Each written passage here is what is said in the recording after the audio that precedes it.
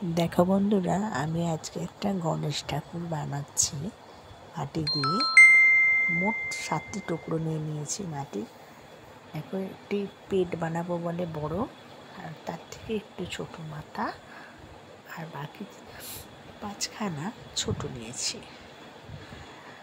ता एबार पेटटा निয়ে आमी नीचेर दिकटा समान करे निलाम जाते बसाते सुविधा হয়। তারপর তার সঙ্গে মাথাটা ভালো করে লাগাতে হবে। আমি তো আঠা ব্যবহার করছি না, একটু অসুবিধে হচ্ছে, তবু আমি একটু জোর করে মাথাটাকে বসিয়ে দিলাম।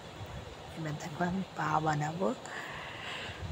পাটাকে গোল করে চার হাতের তালুর মধ্যে রাউন্ড করে দেখো আমি পাটা মুড়ে রাখলে যেরকম হয় আসন কেটে ওই রকম একটুখানি থেবড়ে নিলাম নিচটা রাউন্ড করে।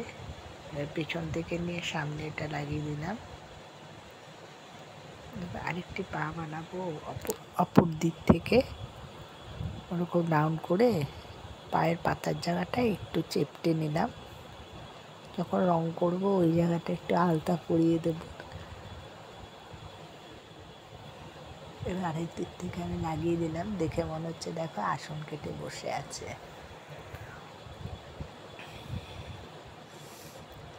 গণেশ ঠাকুর আসন কেটে বসে আছে। এবার আমি সুরটা লাগিয়ে নেব।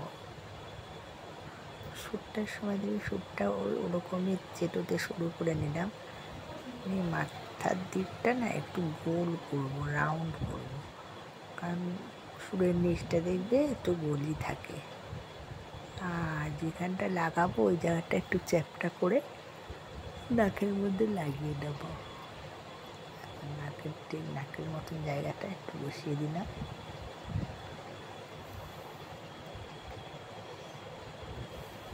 সুর লাগানো হয়ে গেছে।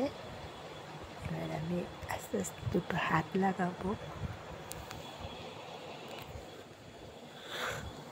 সুরটা ভালো করে চেপটে বসিয়ে দিলাম, মানে পড়ে যাবে।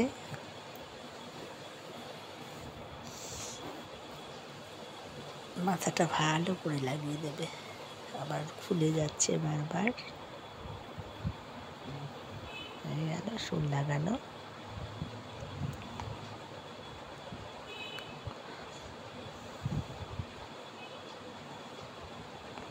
দেখো কেমন হয়েছে। এবার আমি কানের পাশে মাথার ঠিক দুপাশটা পিছন দিক করে একটু চেপে নেব আঙুল দিয়ে। যেখান থেকে গণেশের কান দুটো বাড়ানো হলো।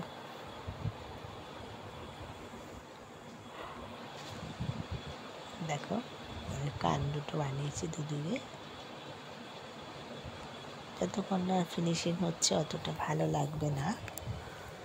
দেখো ঠিক ওরম করে শুরু করে নিয়ে তখন গণেশ ঠাকুর যেরকম আশীর্বাদ করে আর কি, ঠিক ওরকমভাবে একটা হাত করে নিলাম। একটু লম্বা করে নিয়ে সামনেটা একটু চেপটে দিলাম ছোট্ট মতন। তোমরা মাথাটা ভালো করে লাগিয়ে নেবে। আমার একটু আঠা দিয়ে লাগালে ভালো হতো, কিন্তু আমি এমনি নর্মালি করছি। আরেকটা হাত বানালাম। একটা হাত হচ্ছে যেরকম গণেশ ঠাকুর লাড্ডু চায় আর কি, ওই রকম। দেখো এই হাতে আশীর্বাদ করছে, এই হাতে লাড্ডু চাওয়ার মতো হাতটা কোলের ওপরে রয়েছে। দেখো বন্ধুরা আমি এখন রং করে নেব। পুরো গণেশ ঠাকুরের গলা থেকে পা অব্দি মাথা সব হলুদ রং করে নেব। তারপর দেখো ছোট্ট করে দুদিকে দুটো দাগ দিয়েছি, দিয়ে নিচের দিকে দুটো ছোট্ট পুটলি দিয়ে দেবো। এই একটা পুটলি, এইদিকে একটা পুটলি। দেখো গণেশ ঠাকুরের চোখ হয়ে গেছে। চোখের ওপরে ভুরু আঁকতে হবে। জাস্ট দুটো দাগ দিয়ে দেবো, তাতে ভুরু হয়ে যাবে।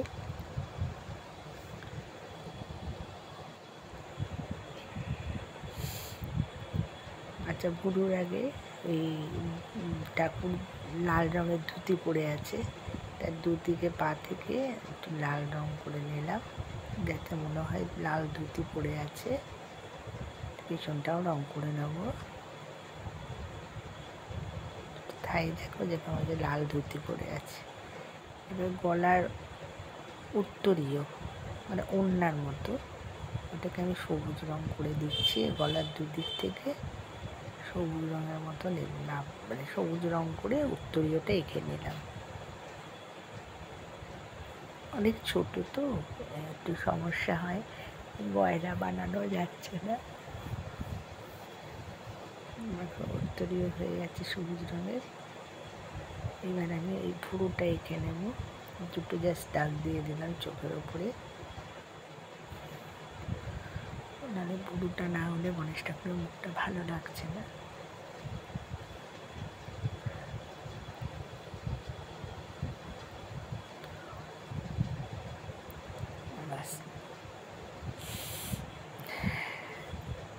এবার একটু গলায় এই লাল লাল করে একটু করে দেবো, যেন মনে হয় যে আঁকা আছে। আর ঠাকুরের হাতগুলো লাল করতে হয় সাধারণত, হাতের ভেতরে একটু লাল দেব। আর ব্রাউন কালার দিয়ে একটু দাগ দাগ করে দিলাম, যেমন নাকের ওপর আর কানের ওপর।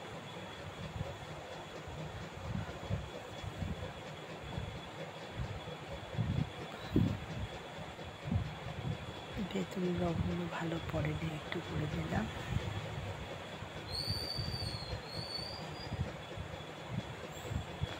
খুব ছোট গণেশ ঠাকুর।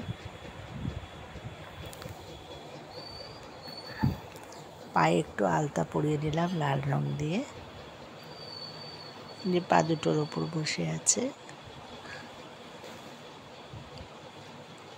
ভুঁড়িতে নাভিতে একটু লাল রং করে দিয়েছি।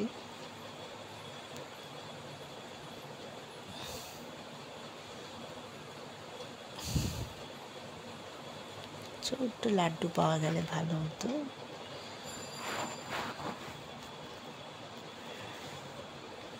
মাথা মুকুটটা আমি মাটি কবে যেন করতে পারিনি।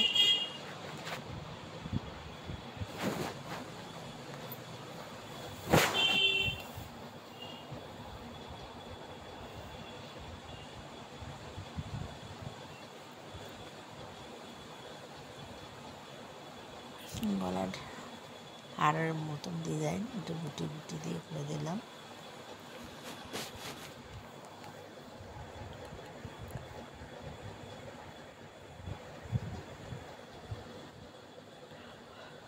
দেখো কেমন হয়েছে।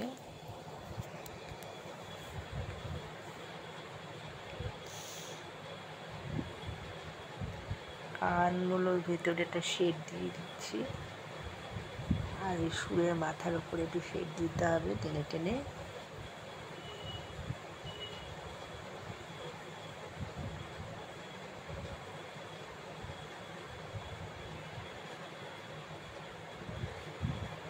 দেখো আমার কমপ্লিট হয়ে এসছে। বাকি একটু হলুদ রং দিয়ে দিলাম, যেখানে যেখানে অন্য রং লেগে গেছে একটু হলুদ রং লাগিয়ে দিলাম।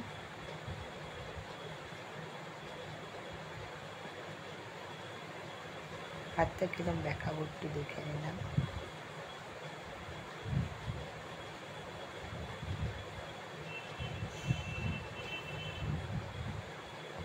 হাতের ভেতরটা একটু লাল রং করে দিচ্ছি।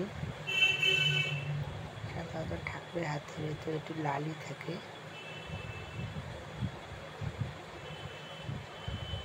মোটামুটি গণেশ হয়ে গেল তৈরি।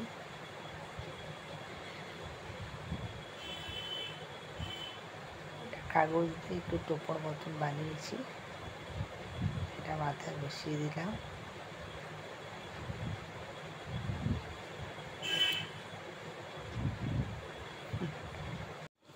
ওম গণপতি বাপ্পা মোরিয়া।